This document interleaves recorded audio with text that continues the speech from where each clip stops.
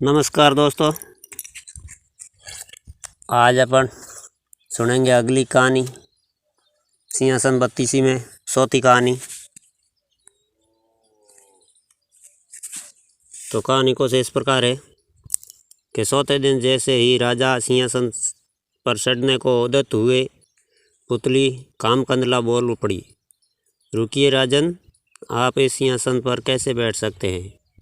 यह सिंहासन दानवीर राजा विक्रमादित्य का है। क्या आप में है उनकी तरह विशेष गुण और त्याग की भावना? राजा ने कहा, हे सुंदरी, तुम भी विक्रमादित्य की ऐसी कथा सुनाओ जिसमें उनकी विलक्षणता का पता चले। तो पुतली बोली, सुनो राजन, एक दिन राजा विक्रमादित्य दरबार को संबोधित कर रहे थे, तभी किसी ने सूचना दी कि एक ब्राह्मण उनसे मिलना चाहता है। विक्रमादित्य ने कहा कि ब्राह्मण को अंदर लाया जाए। विक्रमादित्य ने उनके आने का प्रयोजन पूछा।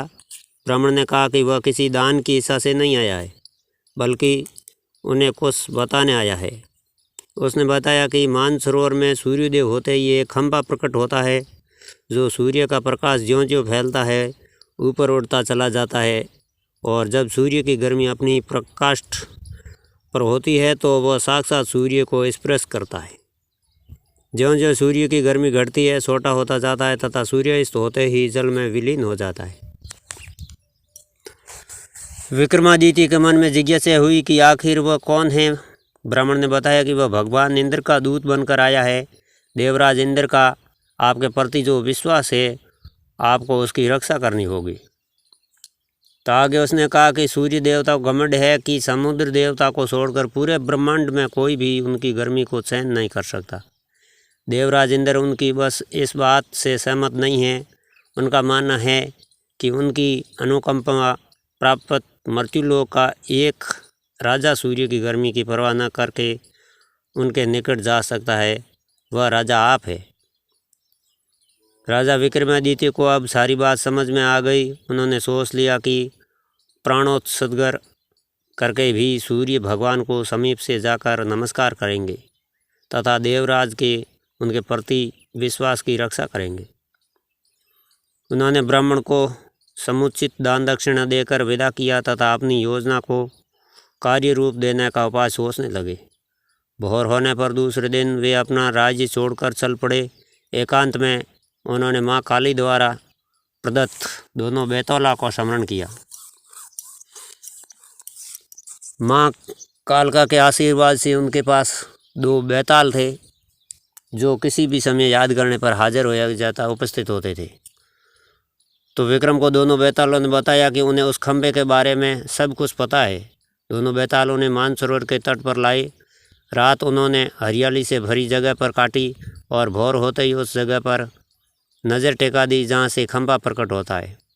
सूर्य की किरणों से जैसे ही मानसरोवर के जल को छुआ, एक खंभा प्रकट हुआ। विक्रमादित्य तुरंत तैरकर उस खंभे तक पहुँचे। खंभे पर जैसे ही विक्रमादित्य चढ़े, जल में हलचल हुई और लहरें उठकर विक्रम के पैर छूने लगी। ज्यों ज्यों सूर्य की गर्मी बढ़ी, खंभा बढ़ता रहा। दोपहर आते आते खंभा सूर्य के बिल्कुल करीब आ गया। तब तक विक्रम का शरीर जलकर बिल्कुल राख हो गया था।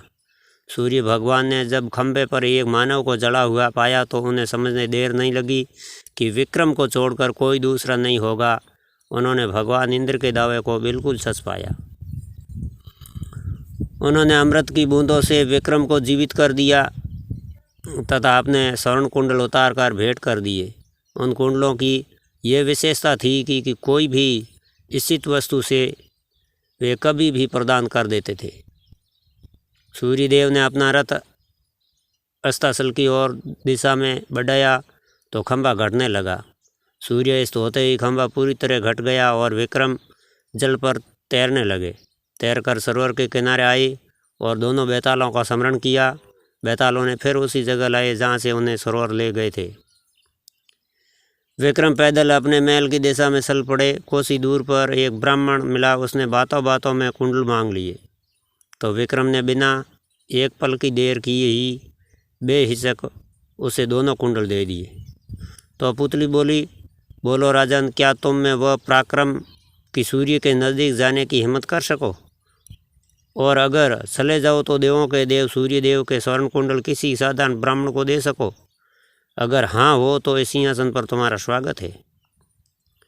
राजा पेशो पेश में पड़ गया और इस तरह चौथा दिन भी चला गया। 5वें दिन 5वीं पुतली लीलावती ने सुनाई विक्रमादित्य की चौर्य की कहानी। तो अगली कहानी सुनेंगे अगले भाग में। तब तक आप मेरे चैनल पर बने रहिए। अगर मेरे चैनल पर नए हैं तो मेरे चैनल की सदस्यता लेकर घंटी का बटन दबा दीजिए, तो आने वाले वीडियो की नोटिफिकेशन आपको सबसे पहले मिलेगी। मिलते हैं एक नए वीडियो में, तब तक के लिए राम राम।